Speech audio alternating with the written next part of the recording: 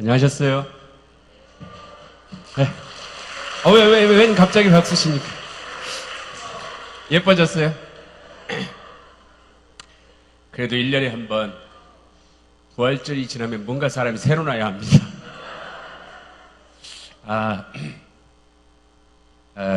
사실, 저를 잘 아는 분들은 제가 이렇게 면도를 하고 깨끗하게 나타나든가 뭐 이러면은 놀리지를 않아요. 그냥 그러려니 하고, 좀 그러고 다니라든가 뭐 이렇게 그러진 않는데, 아마 여러분들은 저를 지저분한 상태에서 처음 만나셨다가, 네, 원래 성품이 이쁩니다. 어쨌든 반갑습니다. 지난주 부활절 때문에 여러분 뵙지 못하고 이렇게 떳떳이 이렇게 만나 뵈서 반갑고요. 우리 성서 여행 2주를 쉬었는데 어떻게 많이 잘 쉬셨어요? 네, 이제 시작하려니까 조금 더 어색하기도 하지요? 네. 여행 갈 때 우리가 성서 여행을 하든 어떤 여행을 하든 저런 일이 생겨서는 안 되는데 꼭 주의하시기를 바랍니다. 아빠가 출장 못 가고 공항에서 돌아오니. 공항에서 돌아오면 안 돼요. 마지막 모든 거 다 준비했는데. 근데 아빠 출장 가려다가 공항에서 돌아왔어요. 무슨 일이 있었을까? 애한테. 저한테 왜 이러세요? 무슨 일이 있었을까? 보이세요? 이해하셨습니까? 공항에서 출국하려고 여권을 내놨는데, 저렇게 돼버리는 바람에, 여러분들 하여튼, 마지막 여행 가는데, 마지막까지 출국장을 나가야 되니까 하시기 바라고. 자, 지난 여행, 저희가 지난주는 부활절 때문에 못했고, 그 전주에 특강을 했었죠. 그것이 알고 싶다. 사실 여러분들한테 어떻게 들렸을지는 모르겠습니다만은 좀 패러디를 해서 이렇게 만든 거지만 매우 무거운 주제를 가지고 제가 그나마 하긴 했는데 여러분들 질문도 하나 없고 제가 이 얘기를 준비한 건 아닌데 우리 신갈교회가 제가 어디에서도 이런 적이 없었어요. 워낙 시스템이 잘 돼 있어가지고 동영상까지 그 다음에 음성 파일까지 다 우리 교회 홈페이지에 다 들어와 있죠. 부흥회 때부터 다 있더라고요. 그럴 줄 알았으면 좀 더 이렇게 했을 것이다라고 생각을 하는데 누구나 이제 다 보게 되잖아요. 누구나 다 거기에 다 있으면 언제라도 어느 때라도 그러니까 또 굳이 교회 가서 오후에 앉아서 볼 필요 없다 하시는 분도 있다는 얘기도 들었습니다만은 목사님께서 더군다나 우리 교단 홈페이지까지 올리셔가지고 곳곳에서 이제 얘기들을 제가 또 듣곤 합니다. 그런데 그 홈페이지에 가장 많이 접속하는 사람이 누군지 아세요? 접니다. 왜 그러냐면 여러분도 한번 보세요. 어느 게시판이든 어디에도 그걸 가장 많이 접속하는 사람이 글 쓴 사람이에요. 누가 여기다가 뭐라고 혹시 댓글 달았을까? 얼마나 많이 내 글을 봤을까? 근데 그 조회수는 다 따지고 보면 자기가 계속 올리는 거가 되죠. 댓글을 못 씁니까? 그래서 댓글이 하나도 안 달려 있더라고요. 댓글이. 그런 줄 알고 있었는데 그래도 또 혹시 누가 다를까? 하고 또 가서 보고 또 가서 봐도 해도 여러분들은 댓글을 안 달으시더라고요. 혹이라도 무슨 질문이 있을까? 어떤 관심이 있을까? 그런데 댓글을 안 다셔서 제가 꼭 달라고 그러는 게 아닙니다. 근데 무슨 말을 쓰실지 모르는데 하여간 강의가 너무 좋다. 계속 듣고 싶다. 일주일이 너무 길다. 여러 가지 사항들이 있을 수 있는데 하여간 그렇습니다. 그리고 오랜만에 해서 우리가 그렇게 되면 특강 이전까지 넘어가면 창조신앙에 대한 이야기. 오늘이 제 여행 이제 일주일째 되는 날입니다. 창조신앙에 대한 창세기 처음에 있는 내용들을 좀 얘기해도 잘 안 보이시죠? 창조주 하나님의 창조세계의 생명의 신비 속에서 생명을 섬기고 지키며 살아가는 삶이다. 그러니까 중요한 것은 이것을 누가 만드셨느냐? 창조주 하나님, 우리 하나님이 이 세계를 만들었다. 그건 너무 당연한 거라서 그거는 그 얘기를 성서화하려고 하는 것이 아니다. 우리 어머니, 이분이 나의 생모입니다. 이걸 증명하려고 된 책이 아니다. 그런 얘기를 했죠. 중요한 것은 하나님이 이 세계를 창조하실 때 선했다. 선이었다라는 거죠. 그 얘기는 무언가 악해졌다라는 이야기를 하자고 하는 것입니다. 그러면 왜 악해졌으며 그 다음에 그것을 어떻게 하나님의 처음 선한 세계를, 선한 창조 세계를 하나님의 피조물인 우리들이 이 땅에서 이미 창조된 이 세계 속에서 어떻게 살아갈 것인가에 대한 이야기를 하자고 하는 것입니다. 남자와 여자의 관계들, 하나님의 형상을 닮은, 남녀가 동일하게 하나님의 형상을 닮았다. 한 분 하나님, 하나님의 형상을 닮았는데 남자도 하나님의 형상을 닮았고 여자도 하나님의 형상을 닮았는데 그 하나님이 하나예요.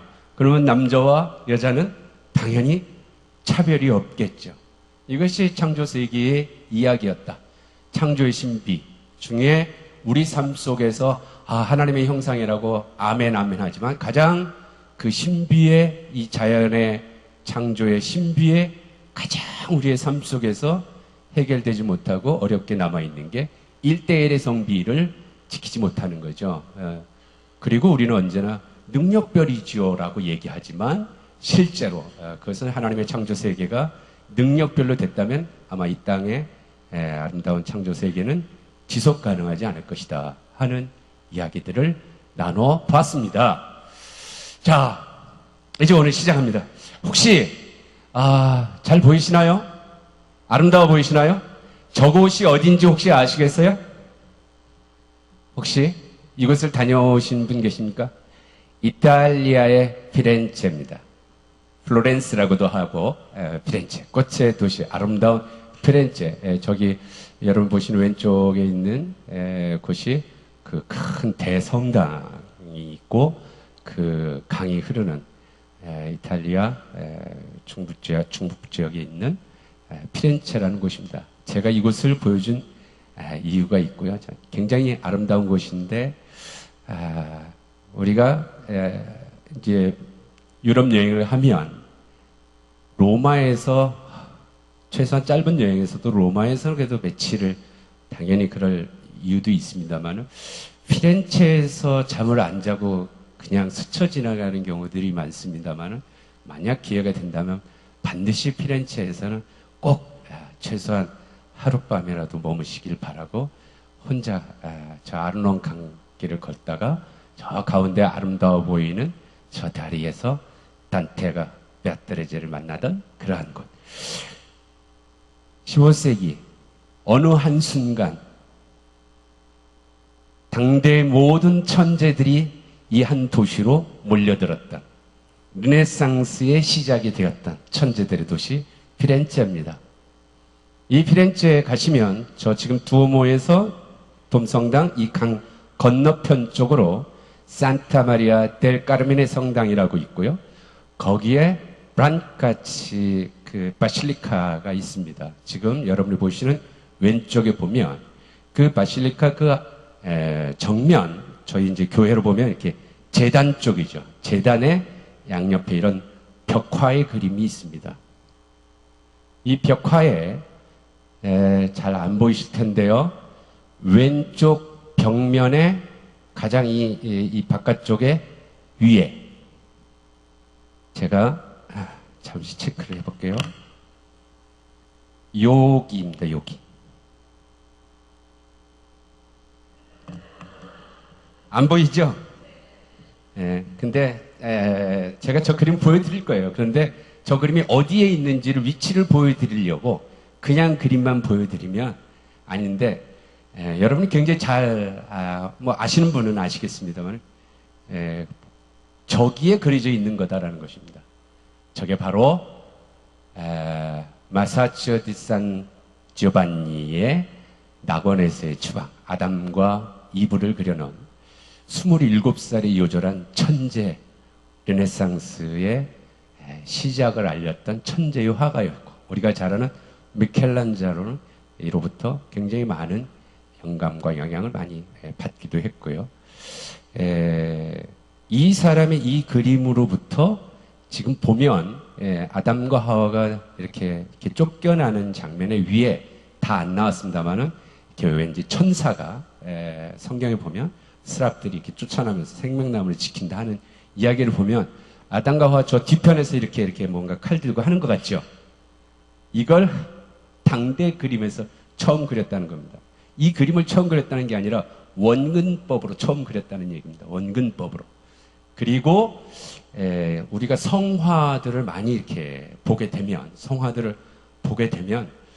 이렇게 감동적인 것들이 있잖아요. 감동적인 모습들을 많이 보는데 막 이렇게 사람들의 모습들 가장 인간미를 인간의 고통, 인간의 번뇌, 인간의 기쁨, 어쨌든 인간이 갖고 있는 그 모습을 그대로 사실적으로 자연적으로 그대로 묘사한 르네상스의 시작을 알린 바로 그 벽화 그림입니다.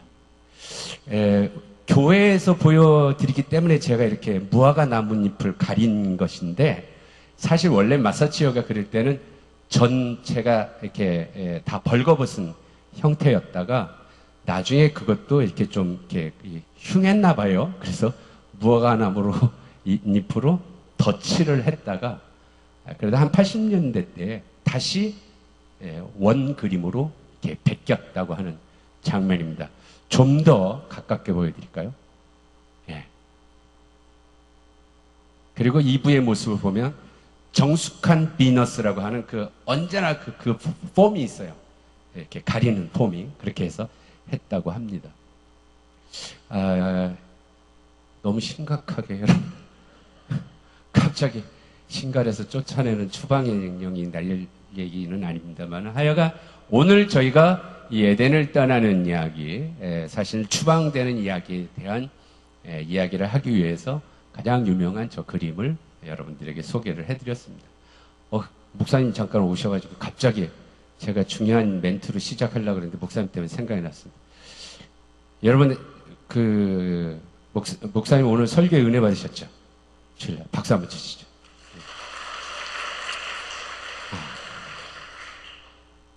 가제는 개편이라고 목사님들끼리 서로 박수 쳐주고 그러나 보다 이렇게 한편이니까 립서비스 하는가 보다 싶은데 맞습니다. 한편입니다. 제가 너무 큰 오늘 감동을 받았어요. 어떤 감동이었냐면 목사님께서 로마서를 가지고 오늘부터 시작을 하신다고 할 때 제가 몇 년 전서부터 굉장히 중요한 프로젝트를 꿈꾸고 있는 게 있습니다. 뭐냐면 목사님께서도 오늘 이렇게 말씀하셨습니다만 저는 이제 구약성서 전공이고 예언서이고 그 중에 세부 전공으로 들어가면 이사야서입니다. 이사야서. 나중에 저랑 이사야서를 하게 되면 아마 이사야서만 갖고 그 10년을 해도 은혜를 될 텐데 바울이 가장 많이 구약성경에서 이사야서를 인용하는 곳이 로마서입니다. 그리고 목사님께서 말씀하셨습니다만 2000년 교회사를 통해서 가장 중요한 성서로서 교회 역사마다 등장했던 것이 로마서입니다. 그리고 이제 내년이 2017년이잖아요. 오늘 목사님 얘기하셨습니다만 1517년, 지금으로부터 500년 전, 그러니까 그때 마틴 루터가 종교개혁을 일으켰죠. 그래서 내년이 종교개혁 500주년입니다. 루터가 종교개혁했던 곳에 가서 거기서 이제 루터가 신학교 교수로서 강의를 했는데 1517년 10월 31일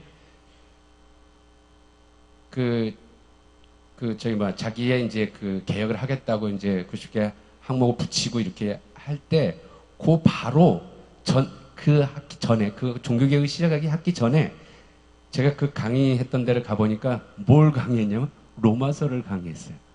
로마서를 강의하면서 강의하는 교수가 거기에 믿음을 갖고 개혁을 일으킨. 그래서 교회사 전체를 통해서 로마서는 무지무지 중요한 거라서 저랑 아주 가깝고 세계적인 교회사 역사학자 교수님과 로마서를 가지고 우리가 뭘 하죠. 그리고 우리 목사님께서 소개하신 신학의 가장 최고의 20세기 거장인 칼바르트라는 사람의 로마서 주석. 어디에서나 로마서. 그래서 이 교회의 이 신학, 교리적인 것, 이 모든 것을 체계화시켜 놓는 것을 저희 학교에서는, 저희 학교뿐이 아니라 신학계에서는 조직신학이라고 하는데, 그 조직신학의 또 거장인 교수님과 함께 이 로마서를 가지고 우리가 함께 연구를 하자. 근데 계속 못하고 있었어요. 그 프로젝트를. 그 중에 하나가 정작 로마서가 들어있는 신학성서의 학자를 같이 할 분을 못 찾았고, 그 중에 이제 저희들은 현장 목회자가 있어야 된다.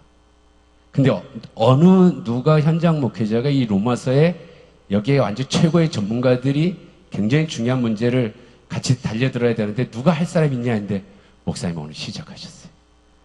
감동적이지 않으세요? 목사님 박수 치는 거죠.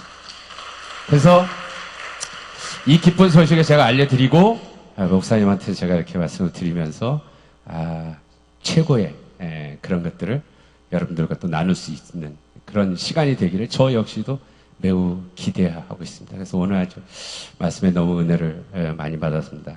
갑자기 생각나서 목사님께 감사의 말씀을 드립니다. 기대하겠습니다. 로마서. 근데 목사님 많이 좀 긴장도 되시겠어요? 하시다가 이사야서 나오면 저 신경 쓰지 말고 말씀을 전해주시면 주의 종이 듣겠나이다.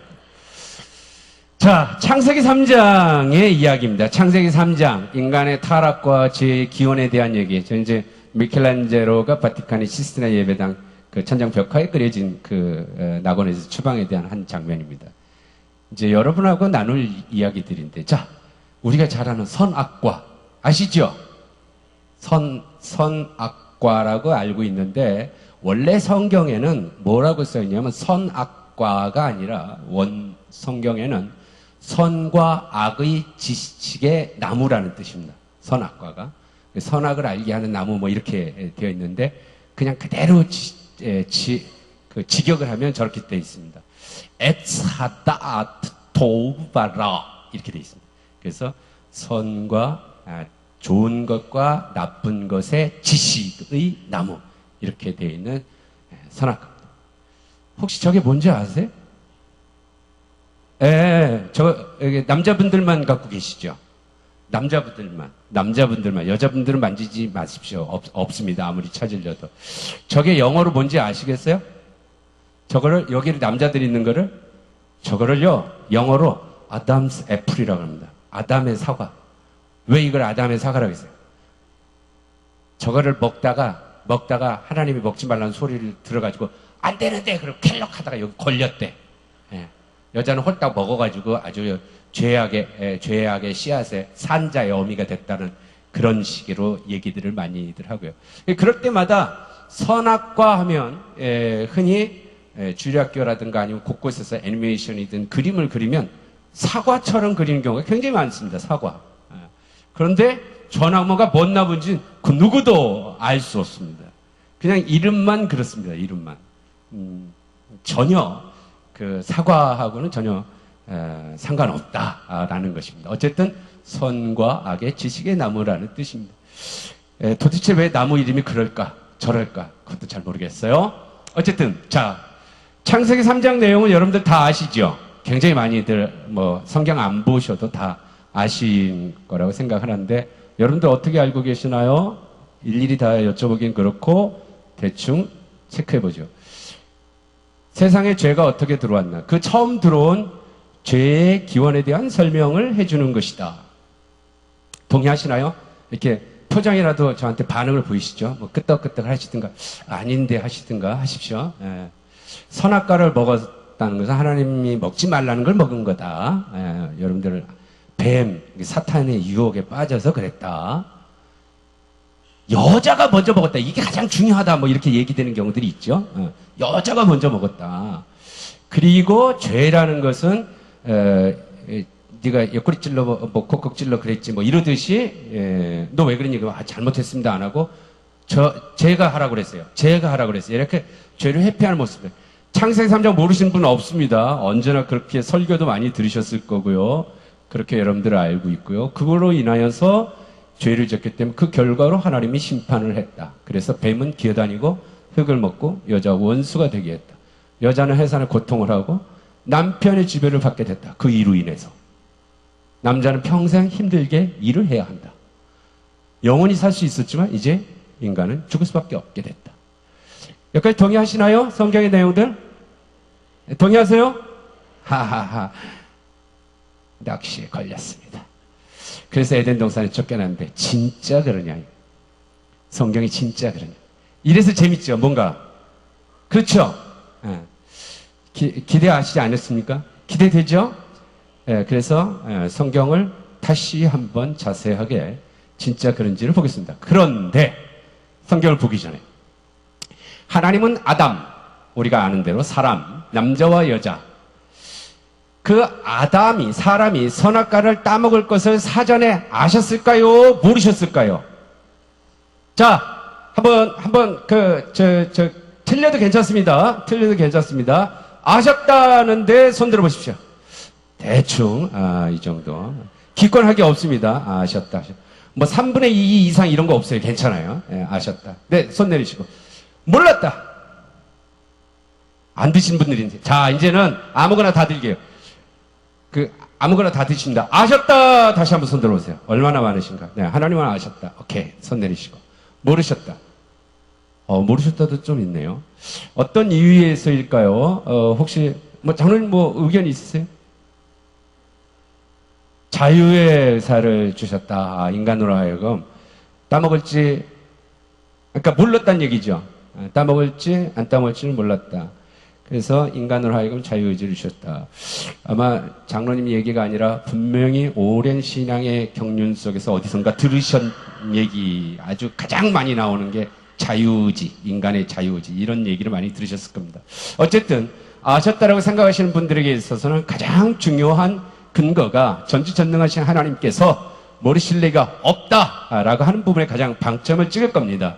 하나님 모든 것을 예비하시고 예정하시는 분이다. 이렇게 되면 문제는 사람이 죄를 짓게 만든 장본인이 하나님이 되는 문제가 되겠죠. 그죠? 어쨌든 문제가 됩니다. 일부러 따먹을 줄 알아놓고 만들었다. 그리고 못 따먹게 한다.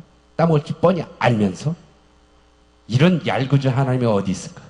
그러면서 지키라고 해? 어차피 따먹을 줄 뻔히 알면서 이게 그럼 몰라야 되지 않느냐? 몰라야 되지 않느냐? 그러면 전지전능한 하나님 그것도 몰라? 두 가지 문제가 있죠. 이럴 때 해결하는 방법은 구약 전문 학자인 저에게 여러분들이 물어보실 필요가 있습니다. 제 얘기 물어봤다고 생각하고 제 얘기를 대답할까요? 저는 모릅니다. 몰랐다가 아니라 모른다는 얘기입니다.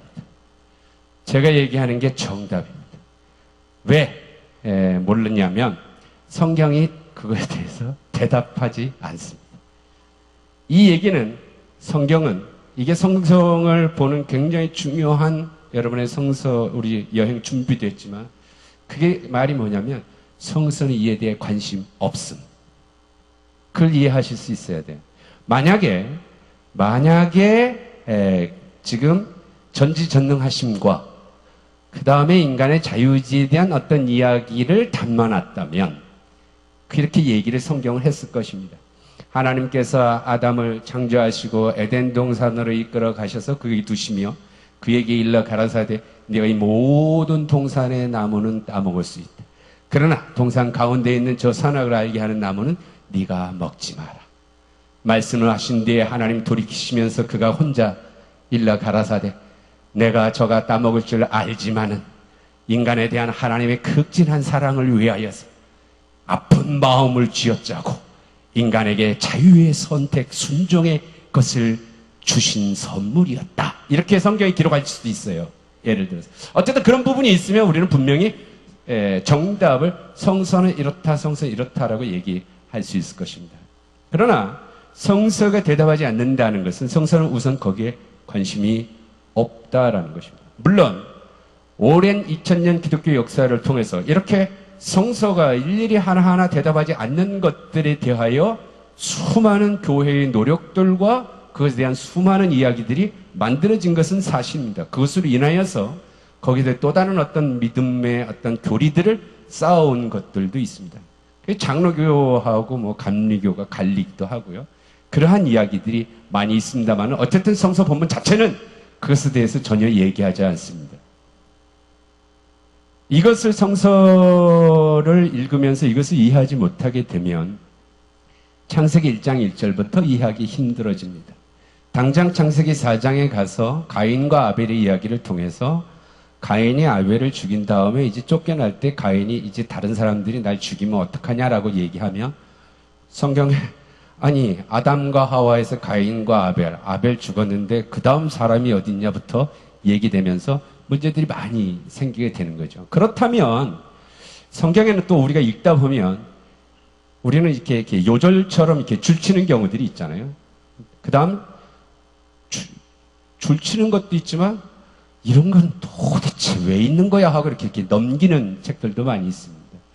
그러니까 성경이 내 눈에 관심 있는 부분도 있지만 관심 없는 얘기도 굉장히 많고요. 그럼에도 불구하고 그런 것들만 있습니다. 성서는 성서 나름대로 자기의 기록된 것 그리고 그런 것들만 모아놓은 것 가지고 무언가를 이야기하려고 한다는 것입니다. 여기에 여러분들이 초점을 맞출 필요가 있습니다. 그러니까 하나님이 아셨을까 모르셨을까 궁금하지만 답은 없어요. 문제는 그러나 성서가 그럼 본문이 분명하게 지시하고 있는 것은 뭘까? 그걸 따라가는 것이 중요한 것입니다. 그것이 성서를 통해서 무슨 얘기를 할까 하는 거죠. 그 다음에 우리는 이런 질문을 할 수 있습니다. 선악과, 선과 악을 알게 하는 나무, 선과 악의 지식의 나무. 먹어서는 안 될까요? 이 나무의 열매를 먹으면 선과 악을 알게 된다는 겁니다. 그럼 먹어서는 안 됩니까? 아니면 먹어야 하는 것입니까? 성서는 우리가 읽다 보면 끊임없이 이스라엘 백성들에게 너희가 선을 행하고 악을 행치 말라고 가르칩니다. 저만의 모든 것들도 교훈과 훈계와 모든 권면의 가르침 역시도 악을 멀리하고 선을 행하라는 것입니다. 선을 배워야죠. 선을 알아야 됩니다. 선과 악을 분별하는 지식을 얻는 것이 얼마나 중요합니까? 먹어야 되지 않겠어요? 그렇죠? 그럼에도 불구하고 우리는 선악과 먹으면 안 된다라고만 얘기를 하고 있다. 도대체 이 문제는 어떻게 이해해야 할까 하는 것입니다. 궁금한 질문들을 던졌습니다. 여러분이 잘 아는 내용들인데 이게 시간이 좀 없네요. 시간이 없어서 가능하면 제가 일부러 교독을 하려고 창세기 3장을 우리 눈으로 다시 한번 성경을 보자 해서 제가 넣었는데 눈으로 보겠습니다. 제가 1절 하면 여러분이 2절 눈으로 보십시오. 그런데 뱀은 여자가 동산 중앙에 뱀이 너희가 여자가 그 나무를 보니 다 됐죠? 예, 그들이 눈이 밝아졌다.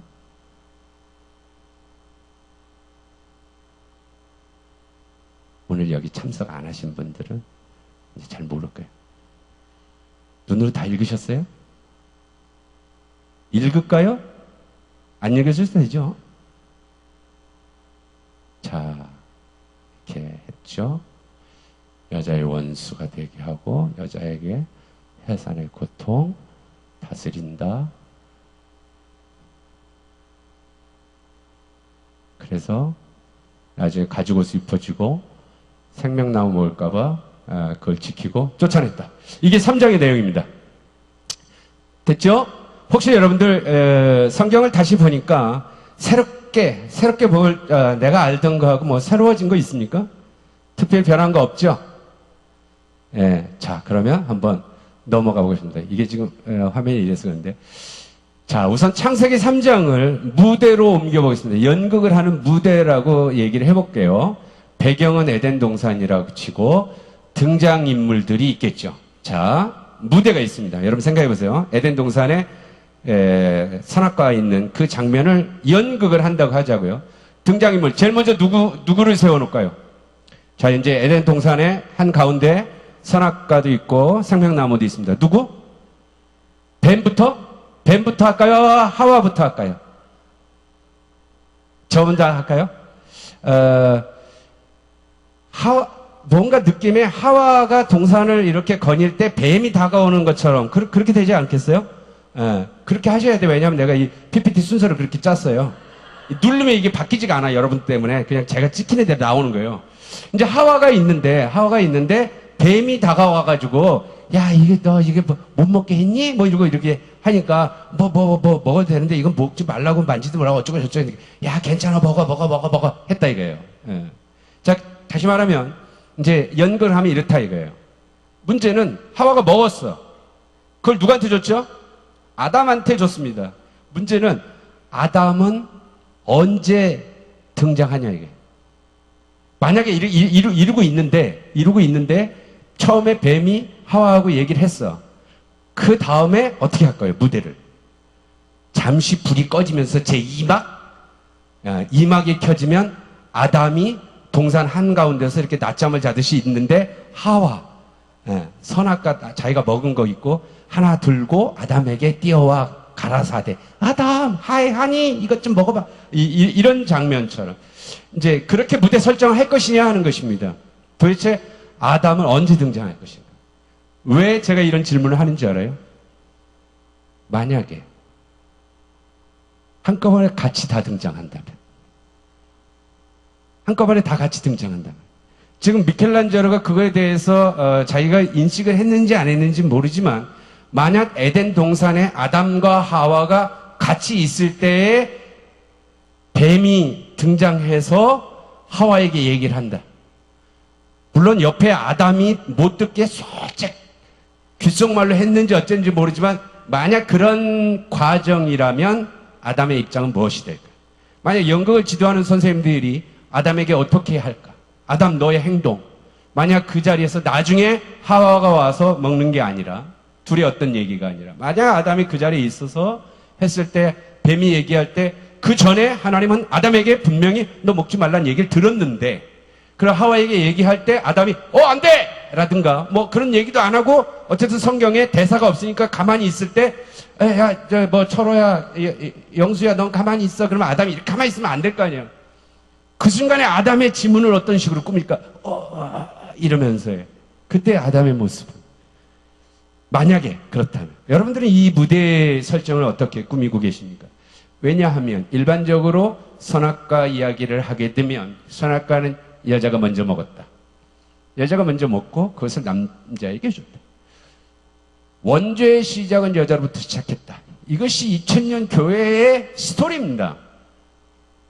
성경을 다시 한번 보도록 하겠습니다. 그런데 뱀은 하나님이 지으신 들짐승 가운데 가장 간교하고 이 간교하다. 뱀은 예수님도 그랬어요. 예수님께서 뱀같이 지혜로워라.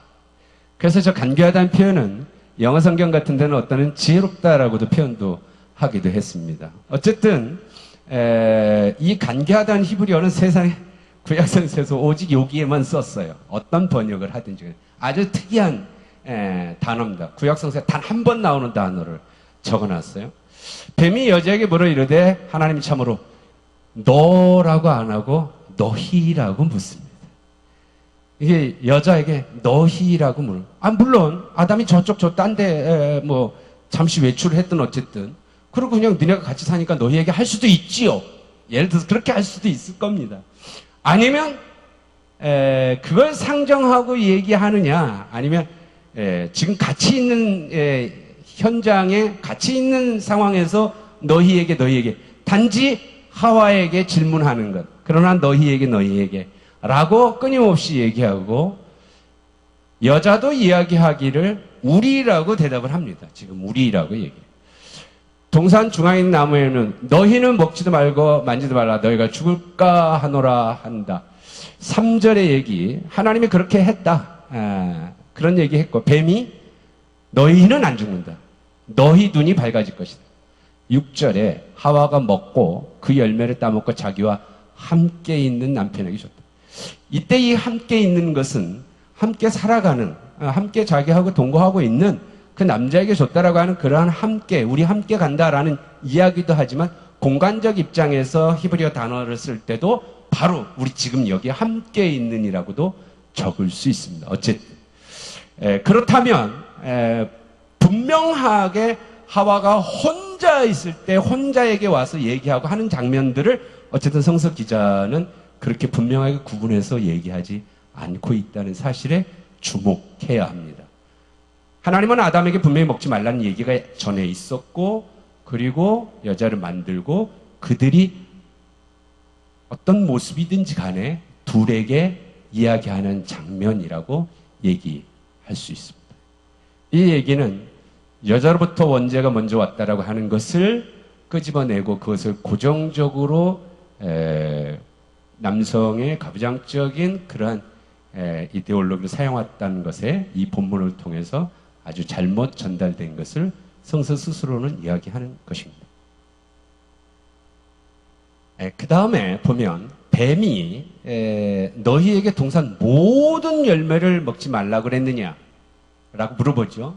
여자가 이야기하기를 동산의 나무는 우리가 먹을 수 있다. 맞을까요? 틀릴까요? 맞습니다. 그 앞에 2장 16절에 네가 동산의 모든 각종 나무의 열매는 너희가 언제나 먹을 수 있다라고 얘기하는 장면을 보면 여기까지는 여자의 대답은 맞을 수 있죠. 동산 중앙에 있는 나무의 열매 하나님의 말씀에 너희는 먹지도 말고 만지도 말라 너희가 죽을까 하노라. 이게 흔히 개역 개정 때문에 우리의 그 성경으로 인해서 여자의 범죄가 뭐냐라고 얘기할 때 죽을까 하노라. 이렇게 번역된 것 때문에 끊임없이 하나님은 죽는다고 했는데 여자의 생각에 인간의 범죄는 어디서 시작하냐? 하나님의 말씀에 대한 분명한 확신이 아니라 그럴지도 모르지. 이런 게 바로 죄악이다, 범죄다 이런 식으로 얘기를 많이 하는데 그거는 개역 개정에서 그렇게 번역했기 때문입니다. 단지 성경 스스로는 먹으면 죽는다라고 하와도 얘기를 합니다. 사실은. 그러니까 그 자체가 뭐 할까 하다 하고 의심한 부분이 아니라 하와도 얘기합니다. 물론 조금 중요하게 성경 원문과 다른 게 있다면 하나님이 먹으면 죽는다라고 할 때는 분명 죽는다라고 하는 것을 죽는다는 것을 굉장히 강조하는 부분이 있습니다. 근데 어쨌든 죽을까가 아니라 죽는 건 죽는 거라고 얘기하는데 하와의 입장에서는 강조하지는 않고 있다라는 것만 좀 다를 수 있습니다. 너희는 먹지도 말고 만지지도 말라. 먹지 말라. 만지지도 말라. 요 말을 첨가했다. 그래서 하나님의 말씀에 1.1에도 첨가하면 죄악이다. 이렇게 얘기들도 많이 하는데 먹지도 말라니까 손을 건드리면 먹는 거 이렇게 만지면 먹는 거죠. 그러니까 하와가 더 강조해서 얘기할 수도 있지. 꼭 여기다가 한마디 더 붙이면 죄가 심해진다. 이렇게 하기에는 좀 어렵지 않나 싶고요. 선악을 알게 하는 나무를 먹지 말라. 내가 먹는 날에는 반드시 죽는다라고 하는 것을 아담에게 이야기하겠습니다. 문제는 지금 이 얘기는 하나님께서 아담을 에덴 동산에 데려다 놓고 아담에게 얘기했습니다. 그때 아직 여자는 만들어지기 전이었습니다. 아담에게 얘기했습니다. 그런 다음에 아담을 위해서 모든 동물들을 흙으로 지으신 다음에 그를 돕는 배필을 만들기 위해서 했다가 나중에 아담을 재워놓고 그의 갈비뼈로 여자를 만들게 되지요.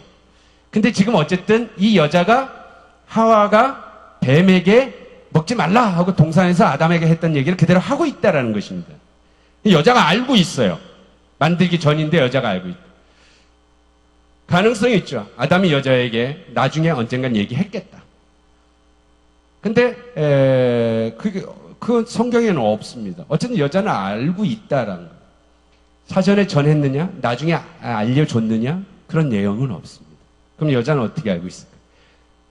중요한 것은 성경은 그에 대해서 분명하게 그러고 나서 아담이 갖고 나중에 여자가 만들어지니 그 다음에 있는 내 뼈 중에 뼈, 살 중에 살이로다 해놓고 만나자마자 그런데 당신 저기 나무는 꼭 먹지 마 이렇게 얘기한 본문을 성경은 적어놓지 않고 있다. 그런데 관심 없어요. 그리고 더군다나 아담이라고 하는 사람 남녀를 구분하고 있지 않다. 우리가 지난 시간에도 많이 했습니다. 이 얘기는 남자와 여자를 분명하게 구분해서 우리로 하여금 이렇구나 저렇구나를 얘기하려고 하는데 성경은 굉장히 관심이 없다라는 것을 알 수 있습니다. 우리로 하여금 헷갈리게 한다는 이유는 헷갈리게 하고 싶어서가 아니라 그렇게 분명하게 구분 지으려고 얘기하고 있지 않아요. 그럼 성서는 도대체 뭔 얘기하려고 하느냐? 분명한 것은 사람에게 먹지 말라고 했고 사람이 먹었다라고 하는데 중심이 있습니다. 어쨌든 그 다음 장면에 여자가 먹고 남자한테 주는 이야기를 통해서 좀 더 살펴보도록 하겠습니다. 자, 먹는 날엔 죽는다. 먹는 날은 죽어요. 사망이다. 하와가 먹었죠. 그리고 남편에게도 줬습니다. 안 죽었어요. 하와가 바로 옆에서 줬는지 아니면 달려와서 줬는지 어쨌든 당장 안 죽었습니다. 다시 말하면 이 나무 열매는 독약은 아니었다는 거죠. 그러면 그 앞에서 너희가 먹는 날에는 죽는다. 그럼 그날 죽는 건 아니고, 그럼 이 얘기를 통해서 원래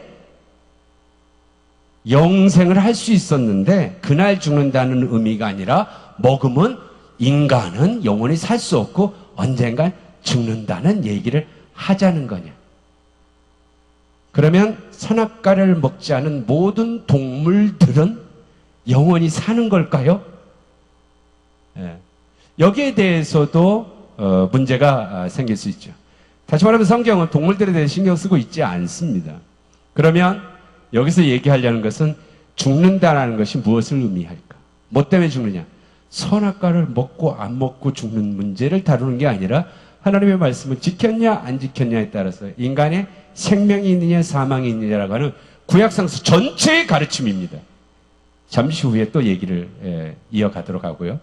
그래서 그 죽음에 대한 의미, 열매를 먹음으로 죽는 문제가 아니라 불순종에 의한 하나님의 말씀의 명령의 거역함으로 인해서 인간은 사망에 이르게 된다고 하는 매우 중요한 구약성서 하나님 말씀의 가장 중요한 계명인 것입니다.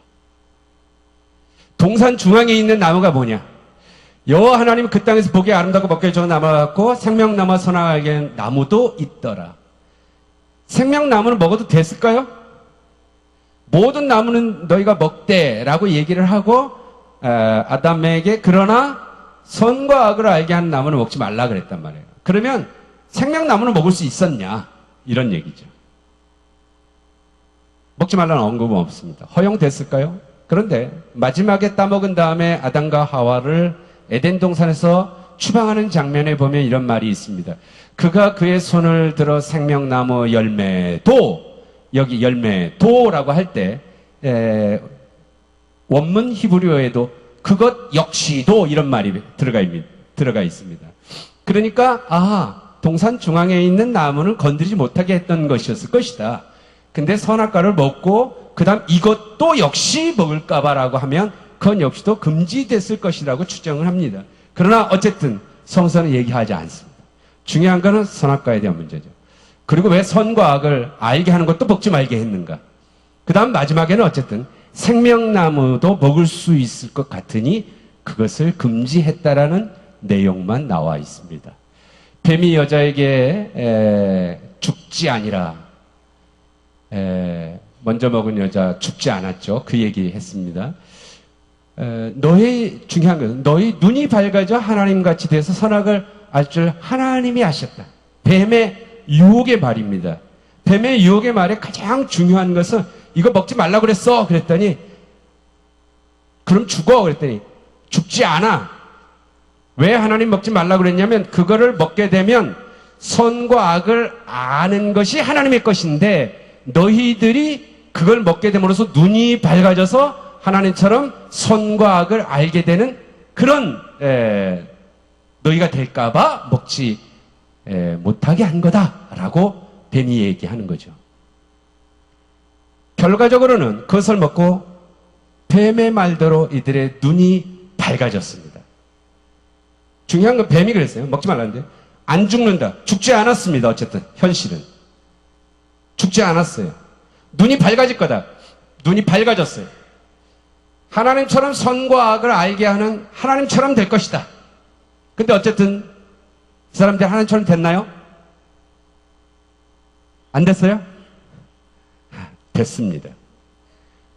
하나님이 저 생명나무도 따먹을까봐 지키게 할 때에 저들이 선과 악을 그걸 먹음으로써 우리 중에 선과 악을 아는 우리 중에 하나처럼 됐다라고 표현하는 장면이 있어요. 그 이제 의미는 좀 이따 얘기를 하고 어쨌든 중요한 것은 눈이 밝아져. 뱀이 얘기한 대로 저들은 먹고 눈이 밝아졌습니다. 문제는 눈이 밝아져서 그 다음에 안 사실이 자기들이 벌거벗었다는 것을 알게 됩니다. 자각을 합니다. 무엇을? 벌거벗음을. 벌거벗음을 자각하고 한 행위가 벌거벗음을 가리우는 행위였습니다. 뭐 때문에 그것은 눈이 밝아졌다. 눈 띄어졌고 깨닫게 되고 지식이 생긴 거죠. 그 지식을 통해서 저들이 했던 행위는 자기들의 죄악을 감추는 일이었다라는 거죠. 인간이 갖고 있는 죄악이 하나님의 말씀을 어기고 그들이 그 지식을 통해서 깨닫고 행위하는 것은 자기들의 죄를 감추는 행위라는 것입니다. 이 얘기는 하나님이 동산을 거니실 때 아담이 하나님을 두려워하여 아담이 숨는 것과 마찬가지입니다. 자기의 죄악됨을, 죄인됨을 드러내지 아니하고 죄의 결과는 그 깨달음의 인식은 자기를 감추는 데 있다는 것입니다.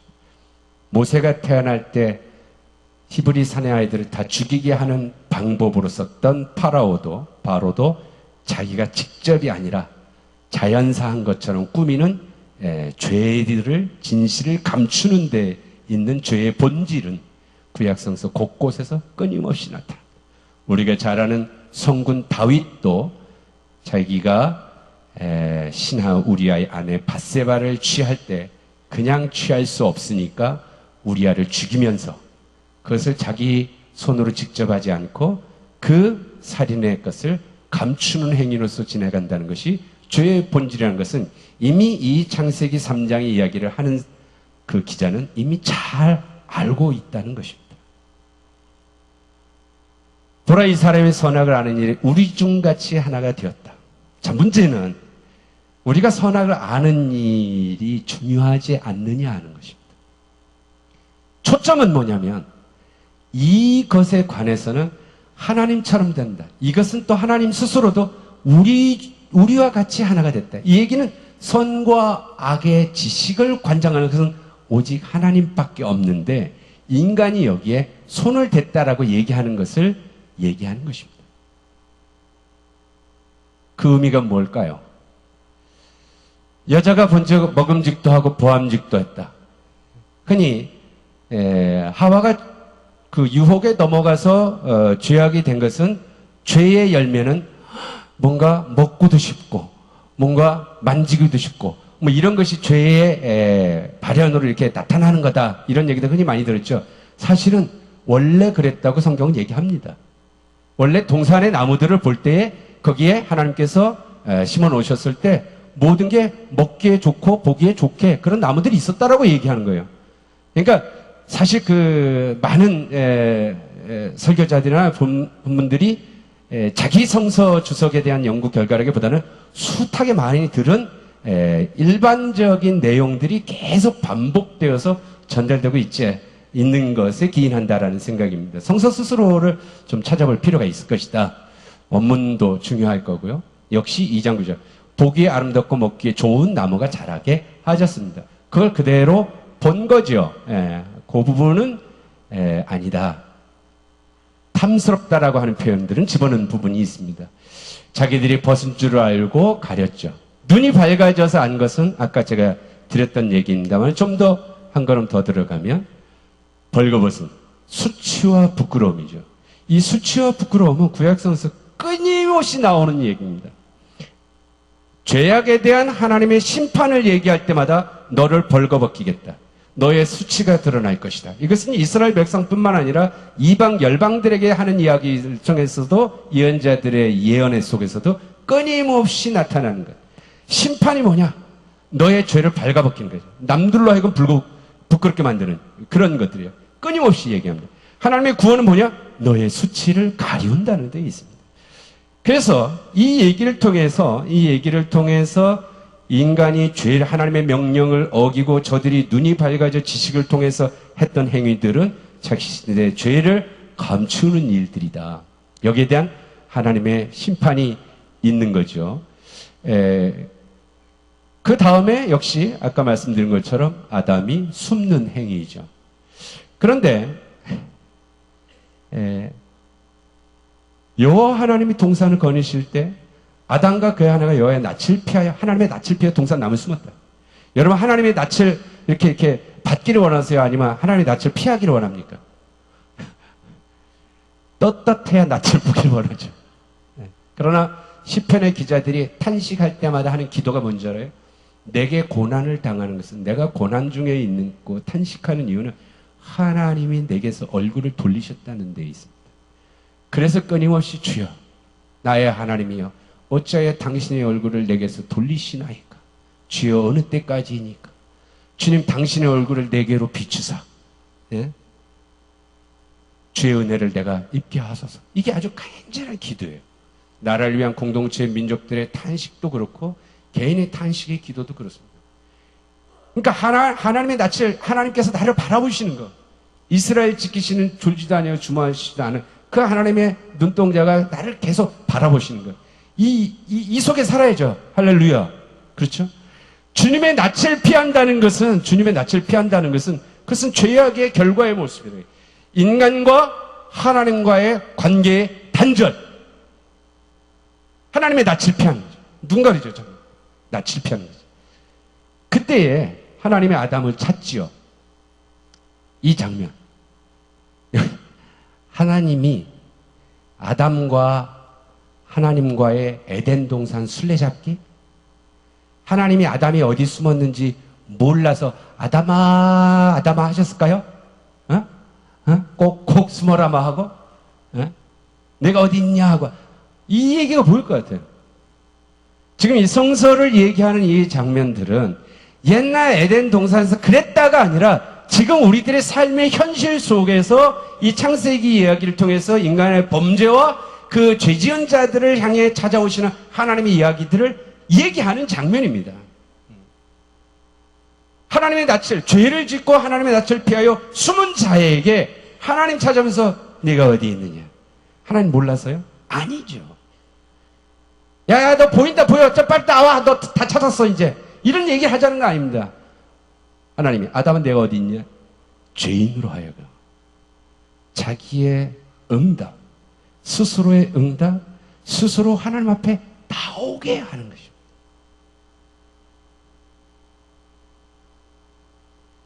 인간의 응답을 스스로 찾아내는, 여러분들에게 있어서 우리의 삶이 때로는 주의 낯을 피하는 경우들이 있을 수 있겠죠. 나의 부끄러움을 내 스스로 감추는 경우들이 있겠죠.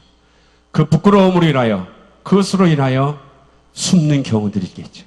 이때 주의 음성을 들을 때 하나님이 나를 찾아주는 것은 내가 주 앞으로 나오는 길밖에 없다.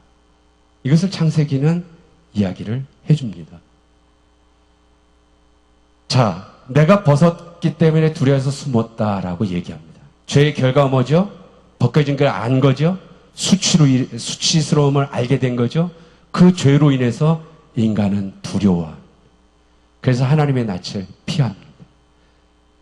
어둠이 빛을 막을 수 없고 가릴 수 없고 피하는 거죠. 그런데 보세요. 그 다음부터 재밌습니다. 이르시되 누가 너의 버섯음을 내게 알렸느냐? 내가 네게 먹지 말라 명한 그 나무 열매를 네가 먹었느냐? 자, 아담아 네가 어딨냐? 그랬더니 제가 벌거벗어갖고 제가 숨었어요 라고 얘기했더니 하나님이 하는 말이, 야, 너 벗은 거를 누가 너 벗었다고 너한테 알렸냐? 이게 뭔 말이에요? 이해하셨어요? 이상하죠? 여러분 성경을 알면서도 되게 이상하잖아요. 나 벗어서 아유 좀 이따 오세요 띵동 했는데 하나님 띵동 좀 이따 나 옷 좀 갈아입고 이것도 아니고 나 벌거벗어서 안 됩니다 그랬더니 난 안 봤어. 아니면 그래 좀 기다릴게 이것도 아니고 네가 벌거벗은 것을 누가 너에게 알렸냐?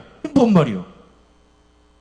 자기가 지금 자기가 벌거벗은 걸 자기가 알지 누가 너 벌거벗은 걸 너한테 알렸냐? 이게 무슨 말이에요? 내가 지금 벌거벗었다. 아담이 내가 벌거벗어 숨었다. 누가 너 벌거벗은 것을 너한테 알렸냐? 내가 지금 벌거벗었다고 아는 것은 내가 아는 게 아니라 누군가 나에게 너 벌거벗었다. 누군가 너 수치롭다. 누군가 너 부끄럽다. 누군가 너 죄를 졌다. 누가 너를 죄를 짓게 했냐? 라고 묻는다는 겁니다. 그리고 그 다음 장면이 여기서 굉장히 중요한 겁니다. 좀 어렵긴 합니다만은 그 다음 장면이 너 내가 먹지 말라고 한 걸 왜 먹었어? 라고 안 해요. 모르는 듯 먹었니? 라고 물어봅니다. 왜? 라고 묻지 않고 하나님이 너 벌거벗었구나. 그걸 누가 너한테 알렸어? 네가 벌거벗었다는 거, 너 부끄러운 거, 너 죄를 짓게 한 것, 누가 너로 하여금 벌거벗었다라고 죄를 짓게 했다고 하는 것이니 그렇다면 네가 먹었니? 그 먹게 한 것은 누가 먹게 했니가 되는 거예요. 그래서 그 다음부터 아담의 대답은 누가 먹게 했습니다를 얘기하는 것입니다. 다시 말하면 죄악의 모습의 결과들이 책임지고 나라고 얘기 안 하고 얘가 했대요, 얘가 했대요 라고 회피하는 것을 여태까지 2000년 교회사를 통해서 교회들에서 그렇게 가르쳐왔다는 것입니다. 그게 아니라는 거죠. 본문 자체가. 그렇다면 뭐냐? 누가 내가 죄를 지었다고 너에게 알려주냐? 네가 벗은 거 어떻게 알았는가? 눈이 밝아져 벌거벗으면 알게 된 거 어떻게 눈이 밝아졌는가? 누가 내 눈을 밝게 하였는가? 너 먹지 말라던 그 나무 먹었니? 왜 너 먹었니라고 묻지 않았죠? 먹지 말라던 그 나무 누가 먹겠니? 누가의 문제에 대한 대답으로 진행합니다. 그래서 아담은 여자가 이제 누가가 되는 거죠. 나를 벌거벗은 걸 알게 된 것은 여자가 한 것입니다라고 얘기를 합니다. 오, 그래? 그 다음은 여자에게 그대로 얘기를 하죠. 여자, 너는 누가 이렇게 했니? 그랬더니 뱀이라고 얘기하는 장면으로 이어져 갑니다. 문제는 아주 재미난 장면이 있습니다. 자, 누가 네가 벌거벗은 것을 너에게 알려줬느냐? 네가 먹게 된 것, 네 죄악이 누구로부터 왔느냐? 그러면 이 죄를 시작한 본인, 장본인들이 누군가를 시작합니다. 그래서 남자에게 물었더니 여자라고 얘기하고 여자한테 했더니 뱀이라고 얘기합니다. 문제는 뱀은 너는 누구로부터 왔니라고 더 이상 묻지 않는 데 있습니다. 너무나도 당연하죠. 그런데 이게 무슨 문제가 있을까? 죄의, 악의 원초적 근원은 어디로부터 왔는가를 창세기는 궁금해하지 않는다는 데 있습니다. 다시 말하면 이 근본적인 악의 본 근원, 도대체 어디에서 존재해서 이렇게 왔느냐? 이것에 대해서 묻지 않아요.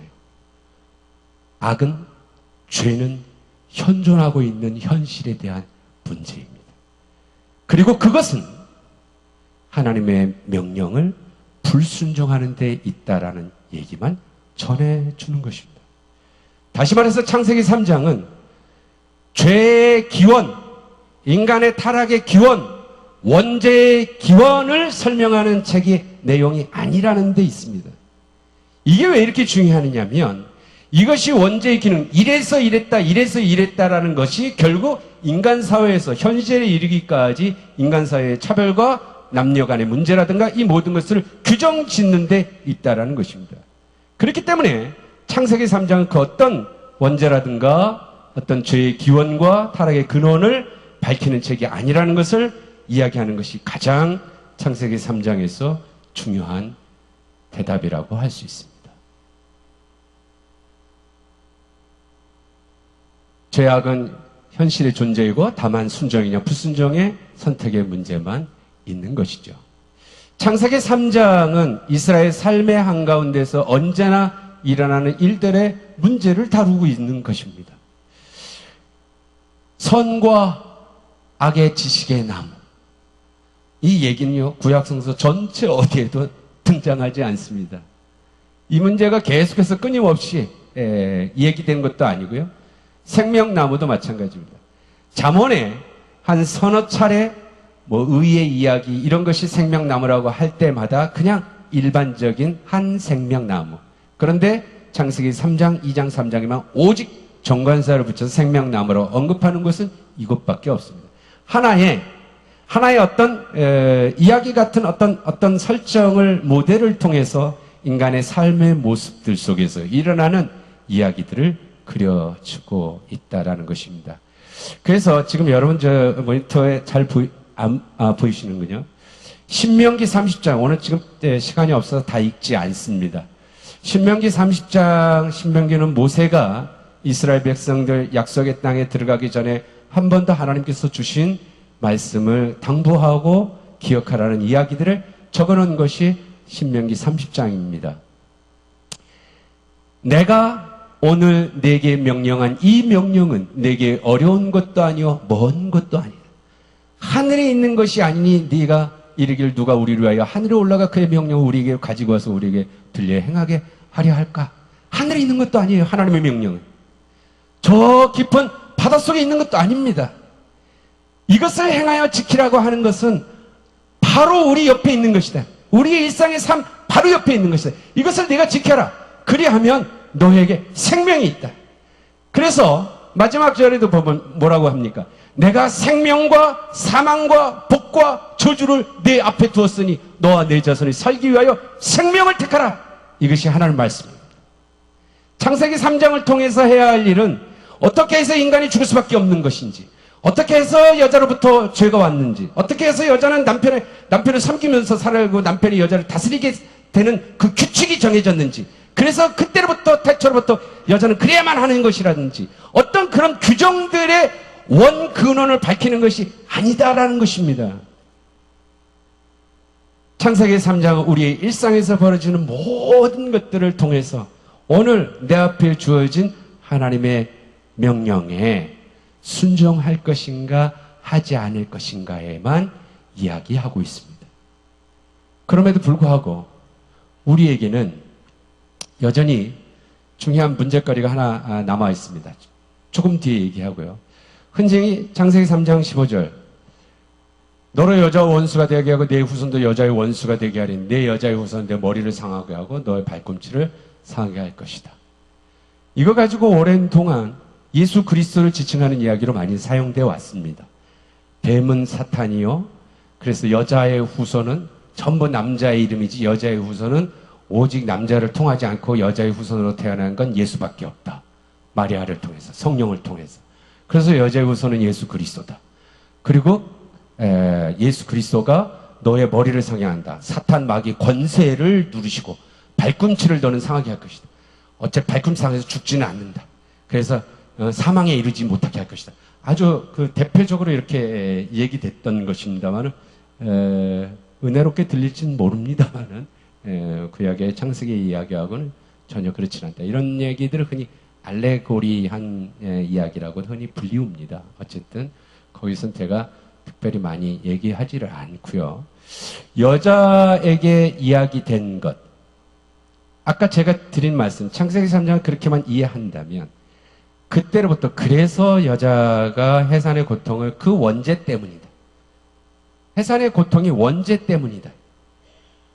이렇게 해석이 되어지는 것이 아니다라는 것이죠. 그러면 그건 뭐냐? 일상의 일이다. 여인의 일상의 고통의 이야기들을 비추는 이야기다라는 것입니다. 너는 남편을 원하고 남편은 너를 다스린다. 이게 아주 대표적으로 여자를 그 상하 관계로 놨던 본문으로 작용을 했습니다. 근데 우리가 알다시피 지금 창세기 3장은 이 한 절로 끝나는 것이 아니라 우리가 이미 창세기 1장서부터 우리가 남녀 관계를 우리가 보아왔습니다. 그렇기 때문에 결코 그러한 남녀 차별에 대한 종속 관계, 상하 관계를 설정하는 본문으로 근거하지 않을 것이다 라고 짐작할 수 있을 것입니다.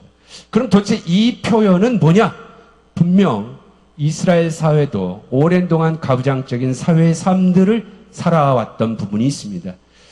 여자가 남편을 원한다고 하는 이 원한다는 게 도대체 어떤 것을 원하는 것인지는 자세하게 정확하지는 않습니다. 어쨌든 내가 남편을 어떻게 뭔가를 하기를 내가 내 원에 어떤 것을 하려고 하는데 오히려 그것이 거꾸로 되는 남편에 의해서 내가 좌지우지되는 어떤 그런 모습을 보여주는 것은 그랬기 때문에 너는 지금도 내일도 남편 말만 듣고 살아야 된다가 당연한 것이다가 아니라 지금의 삶의 모습들을 보여준다라고 얘기를 한다는 것입니다.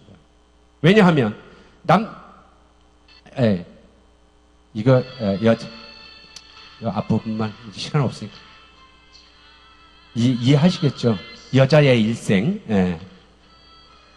이 소리가 원래 잘 들리는, 이제 그냥 지나가겠습니다. 예. 그런 여자 일생을 노래하는 것이다 라고 이렇게 이해하시면 됩니다. 남자의 이야기에도 마찬가지 나오는데, 여기에 보면 네가 여자의 말을 듣고 내가 먹지 말라는 것을 네가 먹었다. 아담에게 하는 말. 그럼 여기서 또다시 물을 수 있어요. 아담이 아내의 말을 듣고 했네. 그랬기 때문에 이 순간 어떤 생각이 드냐면, 아하, 여자가 자기가 먹고 아담한테 와서 뭔가 얘기를 했구나. 그래서 먹어봐, 괜찮아, 여보 안 죽잖아, 펄펄하지, 나 괜찮지, 이러고 얘기를 했구나 라고 상상할 수 있지만 본문은 침묵하고 있다. 그 자리에 같이 있었는지 어떤, 그럼 모든 것도 없다.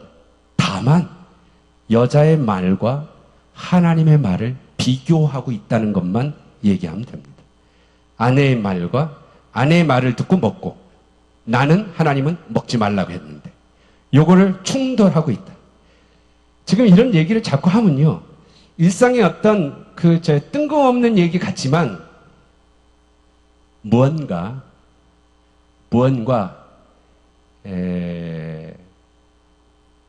남 모르게 직접적이지 않는 무언가의 이야기를 흔히 얘기해서 깐다라고 할까요? 고발한다고 할까요? 무언가를 암시하는 것들을 느낄 수가 있습니다. 이스라엘의 범죄의 역사는 이방인의 여자들을 따라가는 역이고, 이방인의 여자들을 통해서 이방 문화, 이방 종교, 이방 신을 믿는 이야기들을 끊임없이 얘기하는 장면이 있습니다. 창세기 4장, 5장, 9장, 6장으로 가면 하나님의 아들들이 사람의 딸들의 아름다움에 취해서 따라가는 이야기들을 통해서 범죄 이야기들을 끊임없이 가는 이야기들을 계속 가고 있습니다.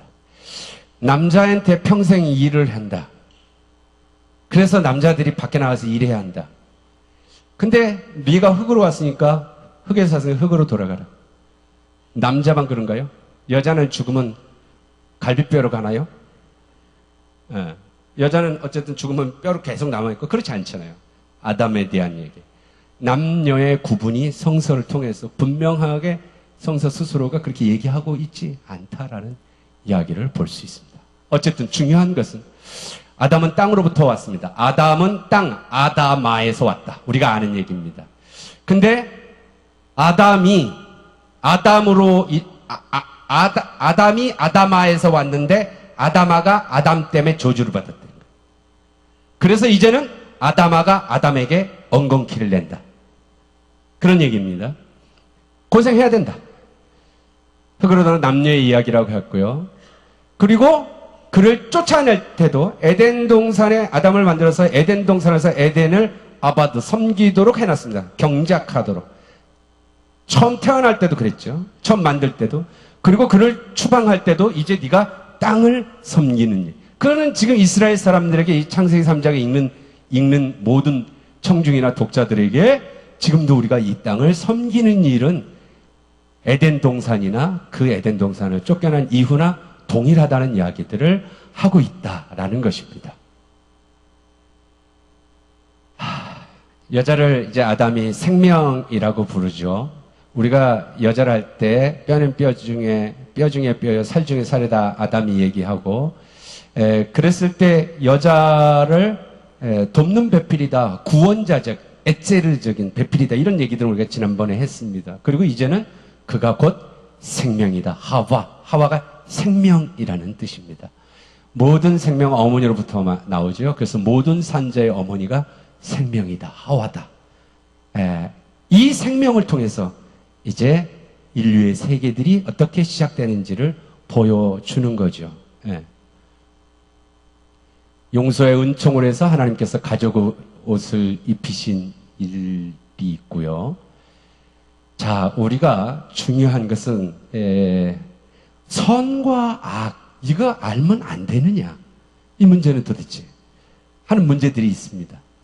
선과 악을 아는 일은 하나님과 같아질 것이다. 뱀의 말과 동일해졌습니다. 그래서 하나님 스스로도 전애들이 저걸 먹고 우리 가운데 하나처럼 됐다라고 얘기합니다. 선과 악의 지식은 하나님의 것. 문제는 인간이 하나님같이 되어져서는 안 된다. 선과 악을 분별하는 것임에도 불구하고 안 된단 말입니까? 선과 악을 분별하는 게 인간에서 얼마나 중요한데 그것이 왜 잘못입니까? 라고 그것에 대한 반문이라든가 이것에 대한 우리의 궁금증을 어느 것도 해결해 주지 않습니다. 아주 단순하게 단지 하나님같이 되려고 했던 것. 그런데 이것을 통해서 누군가 선과 악을 분별하는 지식을 통해서 하나님같이 되려고 하는 무언가가 있다는 것을 얘기해 주는 거죠. 그것이 범죄라고 하는 것을 얘기해 줍니다. 그리고 누군가 하나님처럼 영원한 생명나무를 손대서 얻고자 하는 모습들이 있지 않았을까? 누구일까요? 영원한 생명을 얻으려고 하는 것. 진시황이 있을 것이고, 그렇죠? 이스라엘에게서는 분명한 이 본문의 배경을 가지고 있는 그러한 힘 있는 세력의 권력의 시대를 배경하로 하고 있습니다. 그게 바로 다윗과 솔로몬 때의 이야기입니다. 사무엘하 14장 17절에는 요압이 압살롬을 데리고 오기 위해서 다른 한 여인을 통해서 요압이 그 여인을 통해서 다윗에게 이야기를 전하는 장면을 통해서 나오는 장면이 있습니다. 당신의 여종이 또 스스로 말하기를 내 주 왕의 말씀이 나의 위로가 되기를 원한다 하였사오니 이는 내 주 왕께서 하나님의 사자같이 선과 악을 분감하시니이다. 원하건대 왕의 하나님 여호와께서 왕과 같이 계시옵소서. 가장 중요한 왕조 이데올로기의 한 대목, 그 본문이 왕이 하나님의 사자같이 선과 악을 분간하는 일을 관장하고 있다는 거죠. 솔로몬에게 얘기하는 장면, 누가 주의 이 많은 백성을 재판할 수 있사오리까? 듣는 마음을 종에게 주사 주의 백성을 재판하여 선악을 분별하게 하옵소서 하고 있는 솔로몬의 왕권의 지혜, 지식, 선악을 분별하는 지식을 갈구했던 모습들을 가지고 있습니다.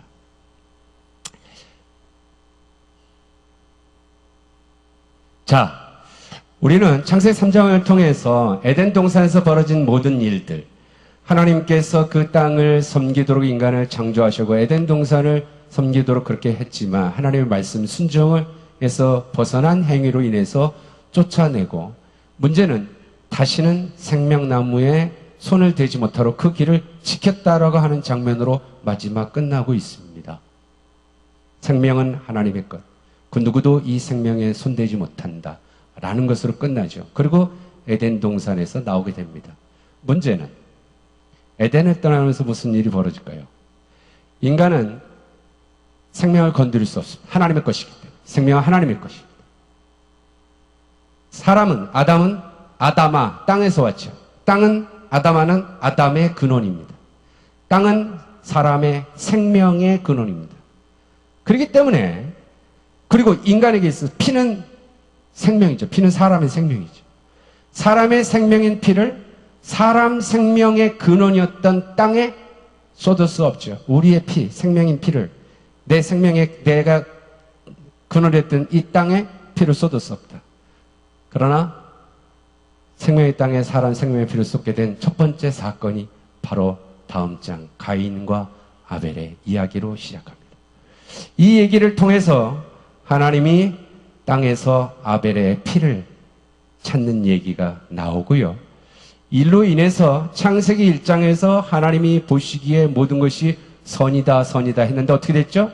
하나님이 보시니에 악했다라고 합니다. 이 바로 선과 악에 대한 문제입니다. 나중에 얘기에 또 나오겠습니다만은 하나님은 인간을 심판할 때 불로 심판하지 않고 왜 물로 심판했을까요? 물로 심판하시는 것은 닦는 데 의미가 있습니다.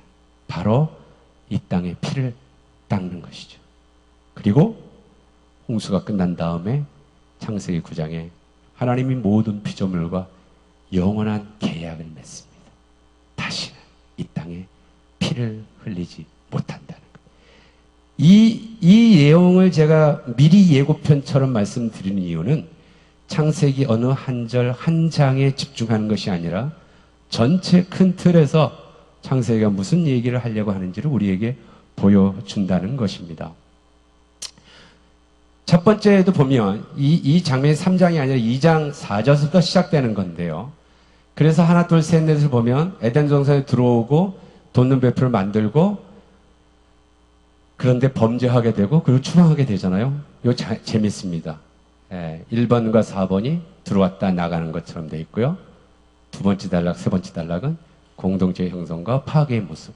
이 속에서 인간에게 맡겨진 소명과 먹을 수 있는 것, 허용된 것, 금지된 것. 구원의 배필들이 금지되게 선택과 판단, 파괴와 이런 모든 것들이 큰 단락으로 맺어져 있다. 이 단락 속에서 어떤 한 절에 매몰되지 않기를 바란다. 아까 제가 에덴 동산에 대한 이야기를 먼저 좀 하나의 애니메이션이 있어서 잠깐 보여드리려고 했었는데 그게 하나 시간이 없어서 넘어갔는데요. 듣다 보니까 이상하더라고요. 알고 봤더니 선악과 얘기를 그냥 주일학교 애들처럼 하다가 그거를 끝내고 그건 성경에 있는 내용이에요. 그 다음 얘기는 무슨 선지자라고 나와서 하는데 신천지 광고더라고요. 그래서 모든 백성들이 선악과 밑으로 모여라 뭐 이런다든가. 그리고 이 선악과 얘기는 사실 또 통일교의 원리 강론에 매우 중요하게 다른 식으로 또 해석을 해서 피가름의 문제들을 진행하는 이야기들이 많습니다. 선악과 얘기 누구나도 다 아는 이야기.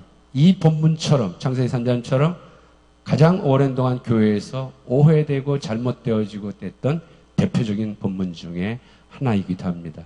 어쨌든 이 여행에 에덴 동산을 들어오고 나가서 그 다음에 이루어지는 일까지는 제가 잇고 싶어서가 아니라 성서 스스로가 전체를 큰 틀로 연결돼서 우리에게 뭔가를 전해주려고 하는 이야기가 될 겁니다.